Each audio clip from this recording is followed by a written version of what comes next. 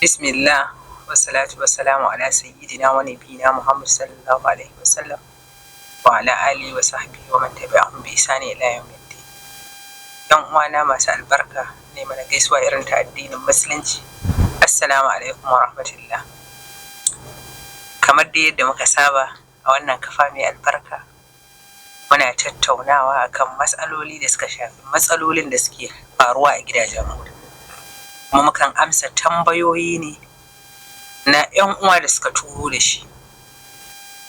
A yau ma insha Allah ga malam muna tare da shi. Za mu amsa wata tambayar baiwar Allah, kuma za a gabatarwa da malam tambayar wata baiwar Allah. Malam ga wata tambayar. Wata baiwar Allah ta ce, Assalamu alaikum, malam barka da wannan lokaci, da fatan kuna lafiya. Ni dai malam mun riga mun san juna tun kafin mu yi aure ni da miji. Daga baya kuma Allah ya kaddara mana aure ta, amma a yanzu haka ina cikin damuwa da tashin hankali. Bana samun kulawa daga gare shi. Baya mun abin da ya kamata miji wa mace. Sannan kuma ya koma kula-kulan mata. Ba ni da wata daraja ko mutunci a idansa. Kuma sannan har ina da ciki wata 7. Na rasa dukkan wani farin ciki, sannan gashi ina cikin damuwa. Hakika damuwa ce take sa ka fito da boyayyen sirranka ka faɗa wanda baka sani ba, sakamakon kana ganin zai iya baka mafita. Dan Allah malam ina neman shawara. To bismillah, alhamdulillah, la hawla wala quwwata illa billah. Assalamu alaikum wa rahmatullah. Hajja Aisha, dama me ake cewa? Ko sirariya ya san za ta zo, kuma ko gyara ya sani ko bata ya sani. Babban matsalar da ta samu shine wannan damar da ta bayar a waje suka yi abin da bai dace. Shi namiji da zarar kika ba shi irin wannan dama a titi, to kake zata idan kuka yi aure zaki yi daraja ku, domin kin riga ta riga ta zabi. Baya kallon cewa shi ma yana da hannu a cikin yadda ba za ta taba shiga tsakanin. Yawwa, abu da yake dauka shine kawai ke kika ba shi haɗin kai, kuma ita ma ta yi adalci. Kila ma ki cika gayyato matsala. Ta yi adalci, ta ce laifinta ne. Ita ta jawo, ita ta buɗe kofar shedanar ta faru. Shi yasa ma malamai suke cewa duk inda ka ga an yi aikin badala irin wannan, mace ce. Shi yasa Allah subhanahu ta'ala ya fara kawo ta a cikin Qur'ani a wajen hukunci, kamar yadda yawanci sata ta maza ce. Shi yasa kaga Allah ya fara kawo a bangaren sata, aka fara kawo namiji. Wasari ce aka ce zani to wasani. To tunda haka ta faru, yanzu ba maganar baya muke ba, riga ba a bari a kwashe da yanzu salo za ki canza da taku. Na farko ki fara sai wa kanki mutunci da nagarta, da cewar abin da ya faru a baya shedan ne, kuma yanzu kin yi hannun riga da wannan shedanar. Yanzu kin koma ga Allah ta hanyar yawan ibada da kuma abin da ya shafi yawan zikirori da kuma siffantuwa da halin kwarai. Sai kin fara gyara kanki, sannan za ki iya jawo namijinki zuwa ya gyaru, ko kuma zuwa ya baki haɗin kai. Kuma kin ga abin da babbar illar shi ne, yanzu baki saki masa faɗa akan kula da kika ce ya kuma yanayi ba. Yanzu zai ga cewar ki ma yawwa haka kika san shi, kuma haka kika aure shi, kuma haka zaki zauna. Dama malai shari'a ma bata yadda da ka san mutum da ciwo kuma ka zo ka yaƙe shi akan wannan illar da ka san shi da ita kafin ka aure shi, kuma bayan ka aure shi ka ce za ka yaƙi illar wannan. Haka ne.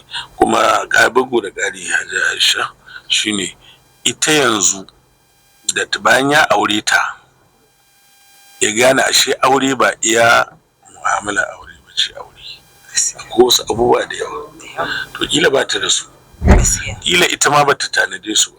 Kawai ta ɗauka aure wannan shine sakin labule, kawai shine aure. A ba shi bane.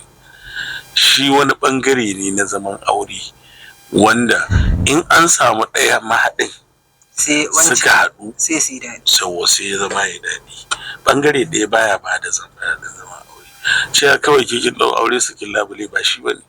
Dole sai kin zo da wasu abubuwa da za su iya rike miji da su. gaskiya ne. To da alamu baki shiga gidan auren nan da shirin rike miji da wasu abubuwa ba, kamar tsarin rayuwa, tarbiyya, iya mu'amala, hulɗa, sanin ya kamata, kissa, da abubuwa duk kila baki shiga da su gidan aure ba. Wala Allah ma malam sakamakon wancan abu da ya faru, raini ya shiga tsakani. Da dama wannan ba wala Allah. Wataƙila ta zo ta raina shi ko tana ganin sa yadda za ta mu'amalance shi a waje, to haka fa za ta mu'amalance shi a gida. To kin ga nan kuma magana ta farko malam da yawa mata muna rafkanuwa ko maza ta abin da muke so yayin neman aure. Shi kuma raddin yana dawa ne bayan an zo gidan aure. Gaskiya ne. Da haka malam in ka gama ba ta amsa ya kamata jawo kunnen waɗanda suke kallon mu da saurare masu shirin yin aure. Saboda cikin kashi 10 na auren da ake ko auren rakin da ake, kashi 8 irin wannan abin yana faruwa. 8? Wallahi kashi 8 malam, ko da kai tsaye ba babban sakin labule amma akan yi wani abu wanda bambancin su da wannan dan taki kaɗan kuma ma a babban abin takaici. A matsayin mu na musulmai gaba ɗaya mun rasa wannan identity na mu. Ba a jin cewa wannan abin da ake fa sabo ne ko barna ce. Ana jin ma yes hakan daidai ne, shine neman aure, shi soyayya. Hajiya Aisha ba wai ma ta kai ga haka ba.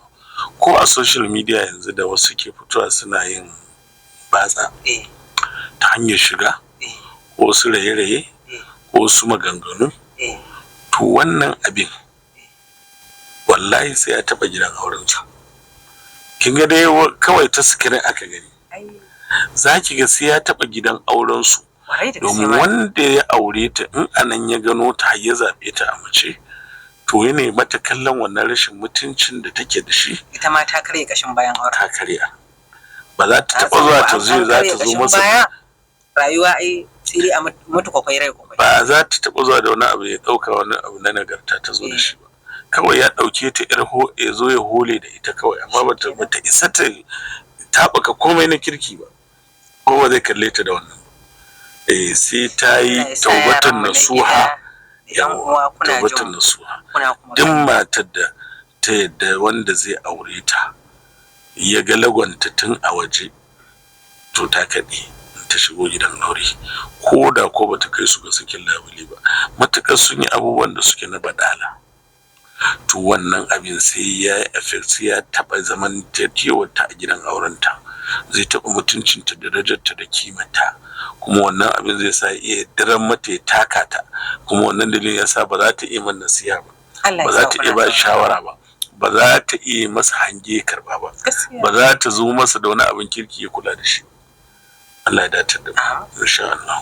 Saboda malam zaka ga da yawa da dai muna cikin ba ta amsa ne, sai kuma na dutso da wannan magana. Amma da yawa zaka ji ana ta kawo maka complain akan miji, ai ta kiwaye waɗanda ba za su fito su faɗi gaskiya ba, amma a ƙarƙashin abun wannan matsalar ce. Gaskiya idan kana so ka samu nutsuwa ko jin daɗi a gidan aure, to tushen farko shine tsoron Allah. Tsoron Allah shi yake kai mutum ga kowace irin nasara a rayuwarsa.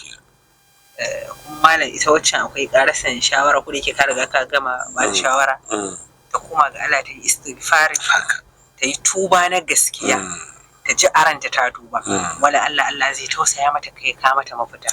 Sannan kuma ta sake tsarin yadda za ta zamantakewa, sannan ka lissafa mata wasu abubuwa da ya kamata ta tambayi kanta, shin ta zo da shirinsu?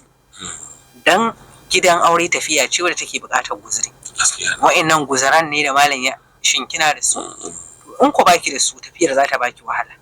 Kamar yanzu ne ki ɗauka ki ce za ki tafi wata jihar, baki da kuɗin mota, ba abincin da za ki ci, to haka gidan aure yake.